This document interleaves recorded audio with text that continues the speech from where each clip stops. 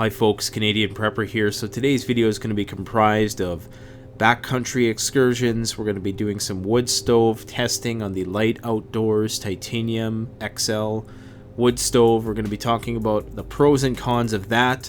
I'm going to show you how to set it up, and we're definitely going to be critiquing it on some level, but the point of my criticisms of the Lite Outdoors stove is to help the small business owner who created it improve the design and build upon the foundation of this design. And this is also an opportunity for you to provide constructive feedback to how this product can be improved, because I do believe that with a few tweaks this can be a very, very good product. So today we're going to be reviewing the Lite Outdoors Titanium wood stove. It's an ultralight backpacking stove which is primarily made of this titanium foil. The incredible thing about this stove, I want to say first off, is that something that weighs 5 pounds, just 5 pounds, can keep you alive in the wilderness for an extended period of time in relative comfort, well below sub-zero conditions. That in itself is a phenomenal selling point. Now that said, there's a lot left to be desired with this stove, and that's what we're going to talk about today. So I'm going to give you a quick synopsis of the testing that I did on this wood stove. The first day I used it, I was just burning it in. I didn't use it in a hot tent or anything like that. And then I used it for a couple days in the backyard. Then I took it on a 3-day trip, at which point I found that part of the system was faulty, so I had to get a replacement part sent to me, and I wanted to retest the part, which I'm going to talk about, because apparently I had set it up wrong and that caused some problems. So the conclusions I come to in this video are going to be the result of that. Lite Outdoors also makes sill tarps, and I'm going to be doing a giveaway in another video of one of their awesome sill tarp systems. Now with ultralight gear, the quest has been to be able to make gear which is very, very light but also very durable. Lots of ultralight gear is very expensive. When you consider that most portable wood stoves for hot tents weigh in excess of 25 pounds, getting a stove that weighs less than 5 pounds is pretty spectacular, especially one as big as a Lite Outdoors XL, which is 2 feet with a 12-inch diameter stove. Now, in my opinion, this stove is best suited to a place that is kinda cold, but not that cold. See, I use this stove here in Canada, in the province of Saskatchewan, where it is quite cold, down to minus 20. This, I would not say, is a minus 20 stove. It'll function while it's in the field, but what I've found is that there's an inevitable warping that's going to happen, because in order to keep the stove hot enough so that you can stay warm in those conditions, it has to reach temperatures which the titanium simply cannot sustain. Now, because this system is a little complicated to set up in the first place, and the more and more you set it up and take it down and set it up and take it down, the harder and harder it's going to get to actually set this stove up, because of the excessive warpage which happens when you're trying to stay warm in those very cold conditions. Now, if you were to keep a moderate heat going, one that is not red hot like shown here with the thermal imager, then you'd likely be able to prolong the lifespan of your stove. You can do that by controlling the damper and how much airflow is allowed in to oxidize the fire. So by keeping the damper maybe at 75%, it would prevent the stove from ever getting so hot that it might warp. Unfortunately, this is a very thin titanium, so it doesn't hold its heat well like a lot of other stoves do. So burning it at that lower temperature is not enough to really keep comfortably warm in very, very cold conditions. So I found myself frequently having to load it with more and more wood to get it warm enough that it would keep me warm. It's very hard to maintain a steady climate control within those cold conditions. For one, because the titanium is so thin, it's going to get very hot very quickly, but it's also going to lose that heat very quickly. So what I found is I was bouncing between extremes. It was either very hot or was very cold right away. So I would wake up in the middle of the night, and unlike a normal wood stove, which might carry that heat for a good half an hour, 45 minutes, even an hour after the fire had burned out and it was still retaining the heat of the coals, this system wouldn't do that. It basically, within 5 minutes of being red hot, you could literally touch it and not burn yourself, because the heat just dissipated from that thin titanium so quickly. So this is a stove that I think would be best suited to anything minus 10 degrees Celsius and above. Anything below that and you're going to start feeding that fire too much and it's going to start to warp. And I've tried this on 2 occasions. I was incredibly delicate, especially the second time, incredibly careful with how I executed the fire, and still I could not prevent this warping from happening. Now there are a couple potential workarounds that I'll discuss, but in its current state, minus 10 degrees Celsius would be as low as I would like to take this stove.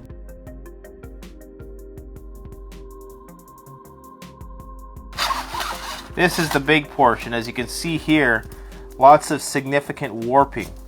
And like I say, that was partially my fault. Foil, in my opinion, didn't take abuse too well.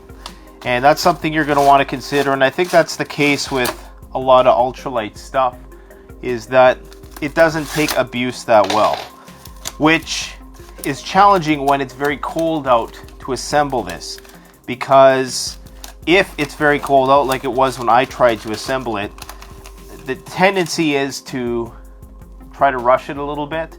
And unfortunately, when you rush anything, you run the risk of making mistakes in its assembly. So this is what we have here. This is the burned in version of the stove. Alright, so as you can see, this thing is dented up to hell. And at first glance, you're probably thinking, wow, that looks like a piece of junk. But bear in mind, I did set it up incorrectly, which created a chain reaction over time, which progressively just made the problem worse. And bear in mind, I put 72 hours straight on this, burning at a very high heat. So the warping was magnified by that. But we're going to try it again, and we're going to try to do it 100% properly. If you're making something like this, it should have some room for human error, because when you're in the field and your hands are freezing and you're trying to set something like this up, it can be very complicated, to say the least. So leaving a bit of room for error without having the whole system just not work down the road is crucial, in my opinion. So there is some minor warping on the end plates. I'm hoping that's not going to be a problem. This can be a complicated process, and it gets progressively more complicated if you've warped your stove. I actually don't know if I could really redeem that other part of the stove. Now, one thing I've requested with the stove, as you can see, it sits on there pretty well, but is to have deeper receiving grooves here, so that you can sit it on here and not have to worry about the thing blowing away while you're trying to assemble the rest of it. It's not a very user-friendly experience, to be honest. So you kind of have to put some downward pressure on it to make sure it doesn't move anywhere. Then you have to put these rings on. See, it doesn't want to stay in those grooves. You have to constantly keep repositioning it in that small groove. Just be prepared to spend a significant amount of time in the field setting it up properly. But remember, this is an ultralight stove. So if it keeps you warm and you can basically carry it with you anywhere, there's a lot to be said for that, in spite of the fact that it might take a long time to assemble. This is something that's going to keep you alive. And trust me, without this, you may stay alive if you build a fire and you sleep by it all the time for 24/7. But if you want to actually have some lifestyle out there in the post-apocalyptic wilderness, you're going to definitely we want a wood stove. So it just sits on top there when all's said and done. And so what we're going to do is we're going to take these rods, put just a little bit of downward pressure, enough to lift it up. Put that one on one end, this one on the other if it cooperates. There we go. We're just going to put a little bit of tension because I don't want to make the same mistakes I did last time. And now what I'm going to do, instead of putting the other one on that side, I'm going to go back to this side here. And I'm going to put it on the opposing end. Now we're already seeing a tiny bit of buckling here. Not much. This is why I suggested to the manufacturer that he finds some way to reinforce this circle, to give it a bit more rigidity so it cannot so easily buckle upon itself.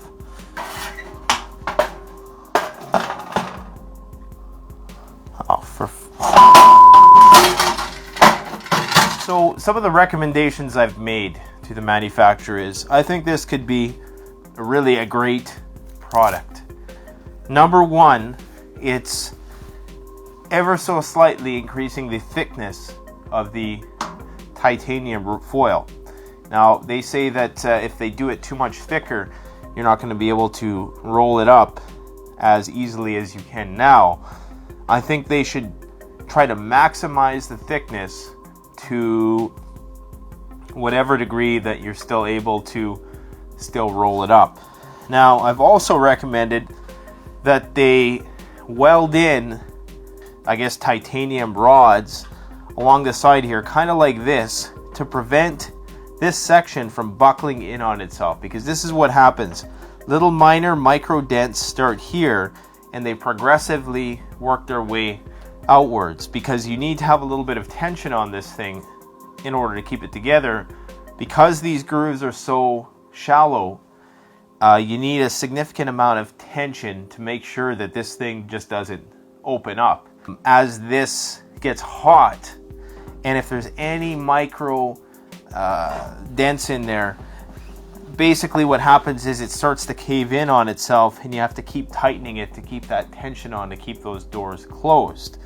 The last time I burned it in, there was a minor dent. It kind of looked a bit like that. I don't know if you could see that on the camera. And that's what kind of spiraled out of control over the next 4 or 5 days of me using it.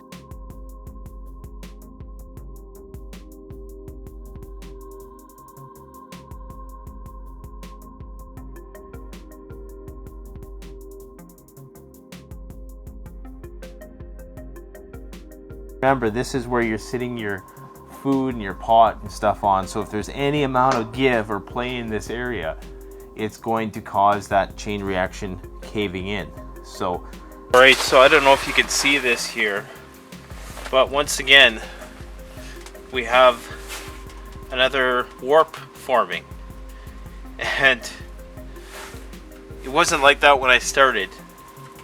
And now I just hope that that's not going to cause the same chain reaction as happened last time. This is why this area needs to be reinforced. If there was rods that ran from here to the end, that would prevent this from happening. It's simple, really. So, or even just have a rod extending from here to there. That would prevent that from happening. So it's not a tension issue right now. It's not even really being held on there by much, which is not safe, but I don't want to warp it. So this is the weakest point of the system. For a night of being burnt in, you can see there is some more progressive warpage there.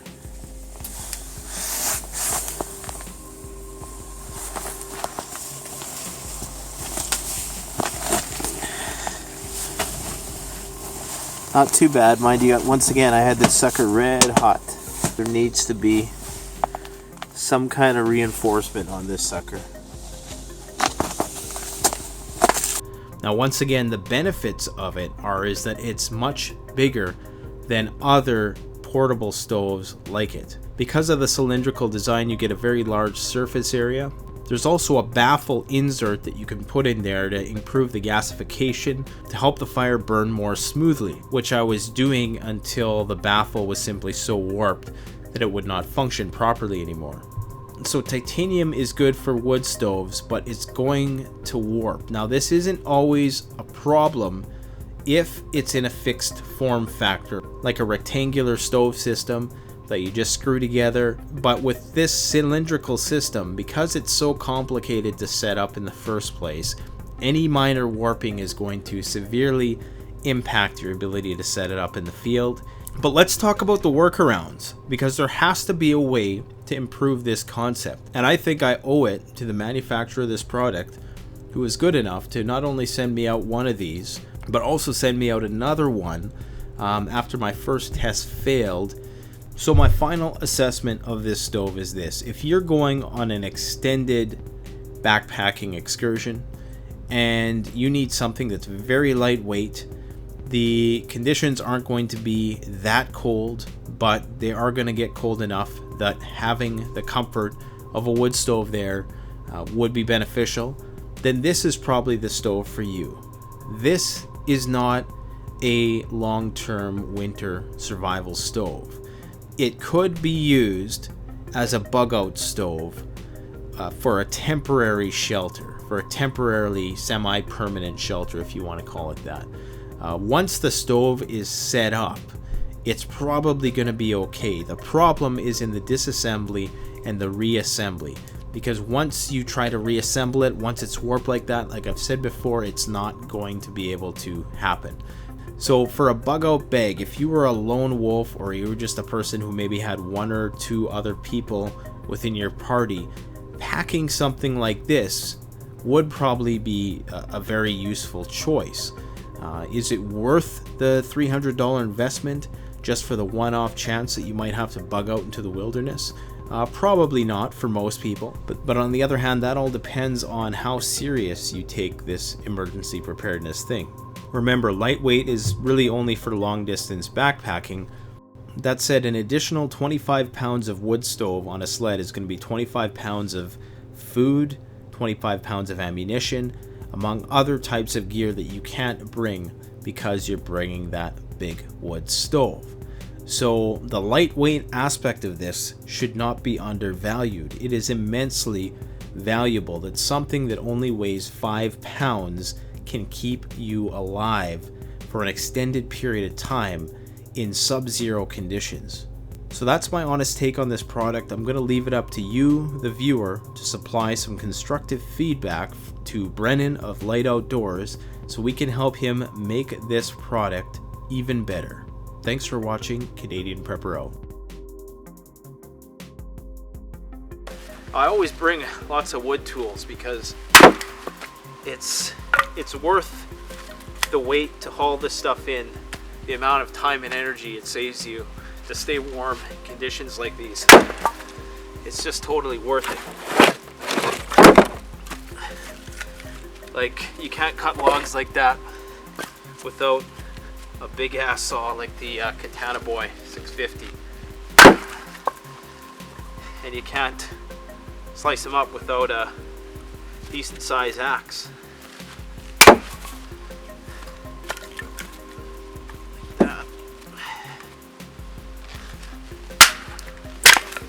This wood seems to be pretty nice wood too. It's a little green, but that's all right. It's all good.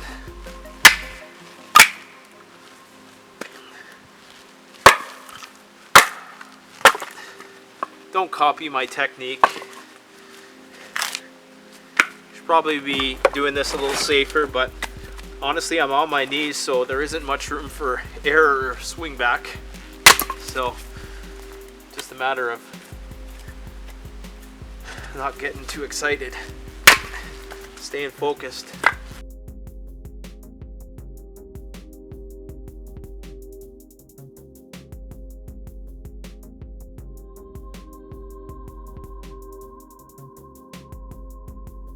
I'll have more than enough wood to get me through the night.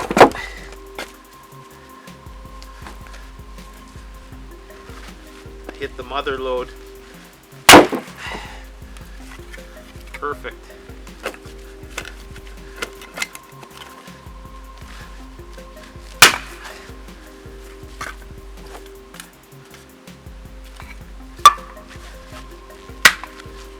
Burned a bit of energy getting it, but it took me about an hour, which ain't that bad for a full night's worth of heat, and some, I'm guessing. Stuff burns a lot better when it's sliced in half.